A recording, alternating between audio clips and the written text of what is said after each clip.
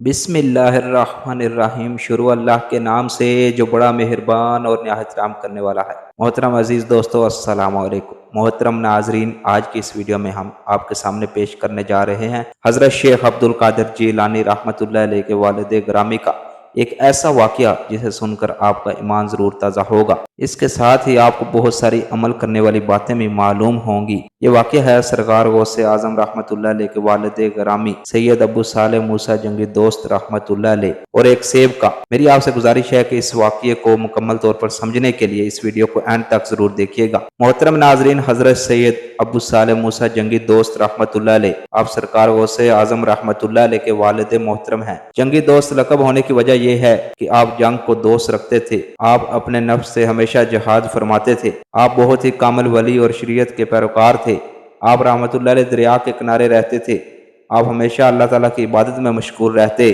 آپ رحمۃ اللہ علیہ نے کبھی پوری زندگی میں کوئی حرام شے نہ کھائی، ہمیشہ حلال کمائی پر ہی گزر بسر کیا، آپ رحمۃ اللہ علیہ گاؤں میں مزدوری کرنے جاتے اور وہاں سے جو پیسے ملتے انہی سے کھانا خرید کر اپنا گزر بسر کرتے، لیکن کبھی بھی کسی حرام شے کو پسند نہیں کرتے تھے، ہمیشہ حلال ہی کھاتے تھے۔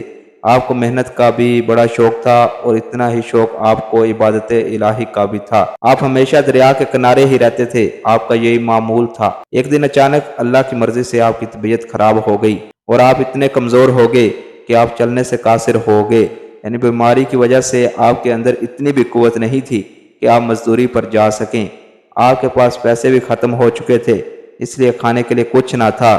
یہ تو اللہ تعالیٰ کی طرف سے امتحان تھا۔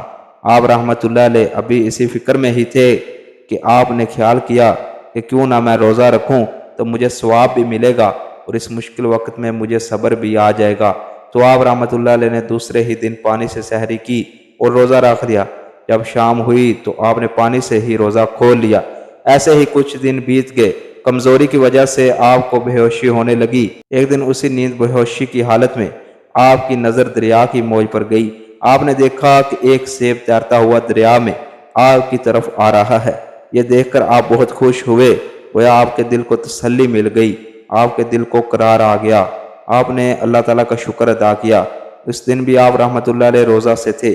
آپ نے سوچا کہ آج میں روزہ اس سیب سے ہی کھولوں گا، اب مجھے قرار مل گیا اور میری بھوک بھی مٹ جائے گی۔ آپ رحمۃ اللہ علیہ اس سیب کا انتظار کنارے پر بیٹھ کر کرنے لگے۔ وہ بہتا بہتا آپ کے پاس آیا، آپ نے اسے اٹھا لیا۔ جیسے ہی افطار کا وقت ہوا تو آپ نے وہ سیب نوش فرما لیا۔ جیسے ہی آپ نے سیب کھایا تو اللہ کا شکر ادا کیا اور آپ کے دم میں دم آیا، یعنی آپ کو راحت ملی، کیونکہ آپ کئی دن سے فاقہ کر رہے تھے۔ جب آپ نے وہ سیب نوش فرما لیا یعنی کھا لیا تو اس کے بعد آپ کو خیال آیا کہ میں نے تو اسے کھا لیا ہے، لیکن کیا یہ مفت کا سیب جائز ہے؟ آج تک تو میں نے کوئی حرام کی کمائی نہیں کھائی، لیکن آج جو میں نے یہ مفت کا سیب کھایا ہے، کیا یہ مجھ پر جائز ہوگا؟ یہ سوچ کر آپ بہت پریشان ہوئے اور آپ رحمۃ اللہ علیہ نے سوچا کہ جس جگہ سے سیب آیا ہے کیوں نہ اسی طرف جایا جائے اور جس درخت سے یہ سیب گرا ہے اس درخت کے مالک سے معافی مانگی جائے۔ جس جانب سے سیب آیا تھا آپ نے دریا کے کنارے اسی جانب چلنا شروع کر دیا۔ آپ کی آنکھوں میں آنسو تھے اور آپ اس جانب چل پڑے۔ تھوڑی دور چلے ہی تھے کہ آپ کو اچانک سیبوں کا ایک باغ دکھا جو اس دریا کے کنارے ہی تھا۔ ایک درخت کی ڈالی اس دریا کے اوپر ہی تھی۔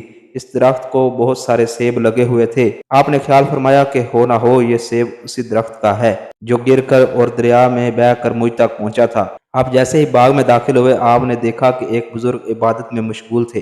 آپ وہیں پر کھڑے ہو کر انتظار کرنے لگے۔ جیسے ہی وہ بزرگ عبادت سے فارغ ہوئے تو آپ رحمۃ اللہ علیہ بہت ہی ادب سے کھڑے ہو گئے تو ان بزرگ سے فرمایا کہ حضور مجھ سے ایک بہت بڑا گناہ ہو گیا ہے، میں آپ کا قصوروار ہوں، مجھے معاف کر دیجئے۔ ان بزرگ نے کہا تم سے کیا گناہ ہو گیا ہے اور تم مجھ سے معافی کیوں مانگ رہے ہو؟ تو آپ رحمۃ اللہ علیہ نے فرمایا کہ حضرت آپ کے باغ کا سیب دریا میں بہتا ہوا مجھ تک پہنچ گیا اور میں نے وہ سیب کھا لیا۔ میں آپ کے پاس اپنے گناہ کی معافی مانگنے آیا ہوں، کیا اگر آپ مجھے معاف کر دیں گے تو میرے دل سے یہ پریشانی دور ہو جائے گی، آپ مجھے معاف کر دیں۔ جن بزرگ کے باغ کا سیب تھا وہ بزرگ پہلے تو مسکرائے، پھر کہنے لگے تم نے بہت بڑا گناہ کر دیا ہے، یہ کوئی چھوٹا موٹا گناہ نہیں ہے، تم نے بغیر پوچھے ہمارا سیب کھا لیا، میں اس بات کو ایسے ہی درگزر نہیں کروں گا، جو تم نے غلطی کی ہے میں اس کی تمہیں سزا دوں گا۔ تو حضرت ابو صالح رحمۃ اللہ علیہ فرمانے لگے کہ آپ جو سزا دیں گے مجھے قبول ہے، میں نے گناہ کیا ہے تو میں سزا کا بھی حقدار ہوں۔ آپ جو بھی سزا دیں گے میں ہنسی خوشی قبول کر لوں گا، بس آپ میرا یہ گناہ معاف کر دیجئے۔ تو ان بزرگ نے فرمایا کہ آج سے تمہاری سزا یہ ہے کہ اس باغ کی دیکھ بھال تم کرو گے اور ہمارا کہا مانو گے، اور اس باغ سے سیب توڑنے ہیں اور ان کو بیچنا ہے، لیکن خبردار ایک بھی سیب نہیں کھاؤ گے۔ حضرت ابو صالح رحمۃ اللہ علیہ نے فرمایا جو آپ بول رہے ہیں میں وہ سب کروں گا، مجھے یہ سزا منظور ہے۔ اس کے بعد آپ رحمۃ اللہ علیہ نے اپنا معمول بنا لیا کہ صبح شام باغ کی دیکھ بھال کرتے، سیب بیچتے اور عبادت الہی میں مشغول رہتے۔ وہ بزرگ آپ پر نظر رکھے ہوئے تھے، انہیں آپ کی ہر ایک ادا بہت اچھی لگتی تھی کیونکہ آپ اصولوں کے مطابق یہ کام کر رہے تھے۔ حضرت ابو صالح رحمۃ اللہ علیہ کو خدمت کرتے کرتے کئی برس بیت گئے۔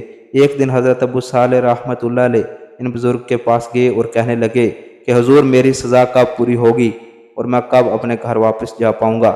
ان بزرگ نے فرمایا کہ ابھی کچھ اور وقت باقی ہے، اس کے بعد تمہاری سزا پوری ہو جائے گی۔ حضرت ابو صالح رحمۃ اللہ علیہ نے فرمایا ٹھیک ہے، آپ جیسا کہتے ہیں میں ویسا ہی کروں گا۔ اس کے بعد آپ رحمۃ اللہ علیہ واپس باغ کی دیکھ بھال کرنے لگے۔ کچھ سالوں بعد پھر ایک دن ان بزرگ کی بارگاہ میں گئے اور کہنے لگے کہ میری سزا ابھی تک پوری ہوئی کہ نہیں؟ تو ان بزرگ نے فرمایا کہ تمہاری سزا پوری ہو چکی ہے، لیکن ابھی میں تمہیں ایسے نہیں چھوڑوں گا، ایسے نہیں بخشوں گا، ابھی بھی میری ایک شرط ہے۔ آپ رحمۃ اللہ علیہ نے کہا کہ شرط؟ کیسی شرط؟ آپ کی کون سی شرط ہے؟ تو ان بزرگ نے فرمایا کہ میری ایک اولاد ہے، ایک لڑکی ہے، وہ منہ سے گونگی ہے، کانوں سے بہری ہے، آنکھوں سے اندھی ہے، وہ نوجوان ہو چکی ہے اور میرے دل کا چین بھی ہے اور میں اس کی شادی کرنا چاہتا ہوں۔ پھر ان بزرگ نے فرمایا تمہیں میری بیٹی کے ساتھ نکاح کرنا ہوگا، تمہاری غلطی پھر معاف ہوگی۔ حضرت ابو صالح رحمۃ اللہ علیہ نے فرمایا کہ ٹھیک ہے، آپ جو چاہو وہ کرو، لیکن میری غلطی معاف کر دو۔ پھر ان بزرگ نے اپنی بیٹی کا نکاح حضرت صالح رحمۃ اللہ علیہ سے کر دیا۔ پھر ان بزرگ نے اپنی بیٹی کا نکاح حضرت ابو صالح رحمۃ اللہ علیہ سے کر دیا اور آپ رحمۃ اللہ علیہ کو وہیں پر رہنے کے لیے کمرہ بھی دے دیا۔ جب آپ دونوں کا نکاح ہو گیا، آپ رحمۃ اللہ علیہ جب اپنے کمرے میں داخل ہوئے جہاں پر دلہن تھی، آپ رحمۃ اللہ علیہ نے جیسے ہی اپنی دلہن پر نظر ڈالی تو وہ بالکل صحیح سلامت تھی، اس کے اندر کوئی عیب نہیں تھا۔ تو وہ گھبرا گئے، سوچنے لگے کہ میری دلہن تو اندھی ہے اور بے زبان بھی ہے، لیکن یہ تو بہت خوبصورت اور صحیح سلامت ہے۔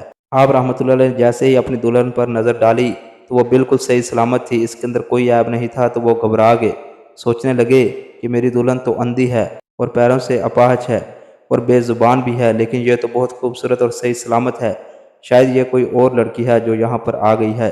جیسے ہی آپ کو لگا کہ کوئی اور عورت ہے، آپ بھاگتے ہوئے کمرے سے باہر آ گئے اور دوڑتے ہوئے ان بزرگ کے پاس پہنچے اور ان سے کہنے لگے کہ حضور کمرے میں تو کوئی اور عورت ہے، میری دلہن اندر نہیں ہے۔ ان بزرگ نے کہا کیا ہوا، گھبرا کیوں رہے ہو، وہ تمہاری ہی دلہن ہے۔